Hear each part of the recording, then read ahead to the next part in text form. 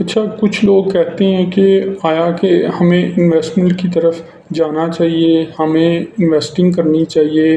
वो हर वक़्त यही सोचते रहते हैं कि वो इन्वेस्टमेंट के थ्रू बहुत ज़्यादा पैसा कमा लेंगे, हालाँकि ऐसा नहीं होता। अगर आपको बहुत ज़्यादा पैसा इन्वेस्टमेंट के थ्रू कमाना है तो आपके पास लमसम बहुत बड़ी अमाउंट होनी चाहिए। अगर वो आप इन्वेस्ट करोगे तो फिर इन द लॉन्ग रन आप कामयाब हो सकते हो। और जहाँ तक ट्रेडिंग की बात है, तो हर बंदा ट्रेडिंग में कामयाब नहीं हो सकता, या हर बंदा क्रिप्टो में क्रिप्टो किंग नहीं बन सकता।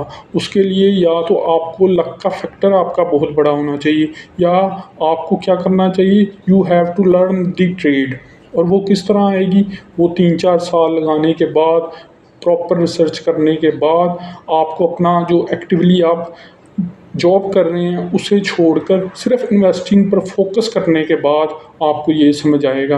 वरना आप most of the time you will lose your money. तो इस चीज़ को आपने मद्देनज़र रखना है। उसके लिए आप क्या करें कि आप अगर तो बड़ी अमाउंट इन्वेस्ट कर सकती हैं तो फिर आप हर वक्त इन्वेस्टिंग के बारे में सोचें।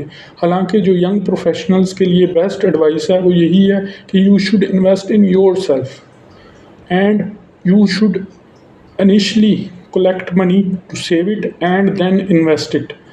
तो इस तरह आप ग्रो कर सकते हैं। लेकिन सिर्फ आप इक्विटी के थ्रू, आप इन्वेस्टिंग के थ्रू आप बहुत बड़े रिटर्न्स नहीं जनरेट कर सकते जब तक कि आपके पास बड़ी अमाउंट ना हो। और कैरियर के शुरू में आपके पास कोई बड़ी सेविंग तो होगी नहीं, तो मोस्ट ऑफ द टाइम उसमें पॉसिबिलिटी क्या होगी कि आप अपनी जो मौजूदा एसेट है, मनी है, जो सेविंग है, वो भी लूज़ कर देंगे।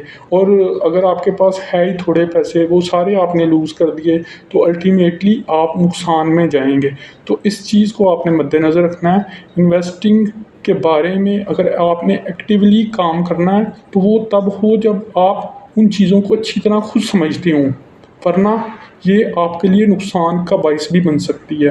तो आप क्या करें, पैसिवली इन्वेस्ट करें, लॉन्ग रन के लिए इन्वेस्ट करें। वो अमेरिका में कहते हैं ना 401k, यानी जो पेंशन स्कीम होती है उसमें इन्वेस्ट करें। जो अमेरिका में रहता है, जो पाकिस्तान में या थर्ड वर्ल्ड कंट्रीज़ में रहता है, इधर पेंशन स्कीम्स होती हैं वॉलंटरी, उनमें इन्वेस्ट करें, लॉन्ग रन में करें, लगातार करें, थोड़ा थोड़ा करके करें, तो ultimately he will generate a large amount of money at the end of his career. तो वो आपका बेसिकली रिटायरमेंट फ़ंड होगा।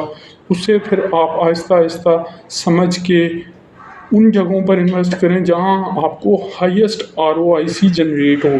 तो इस तरह बेसिकली आप ग्रो करेंगे।